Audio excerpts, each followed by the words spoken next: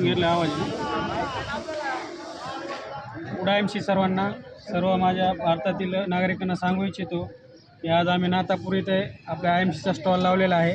तरी आपले हे नातापूरचे अशोक शेंडगे म्हणून आहेत, त्यांनी आपल्या IMCचे ॲलोज्योती प्लस आणि श्री तुळशी अर्क वापरला. 6 महिने त्यांनी कंटिन्यू सातत्याने वापरला. त्याच्यामुळे त्यांना काय रिझल्ट आला आणि कशा प्रकारे आपल्या प्रोडक्टचा त्यांना जबरदस्त असा रिझल्ट आलेला आहे, तर ते त्यांच्या तोंडून आपण ऐकूयात.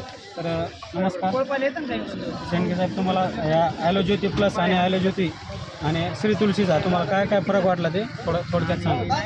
काय ते पोटाचे आजार हे आणि श्री तुळशीने गेले आहेत आणि जे काही हे ॲलोज्योतीचे जे काय आहेत प्रोडक्ट 2 त्याने चष्मा वगैरे निघून गेला व स्पष्ट दिसले रिझल्ट आले. तर हे प्रोडक्ट लोकांनी वापरायला पाहिजे की नाही वापरायला पाहिजे.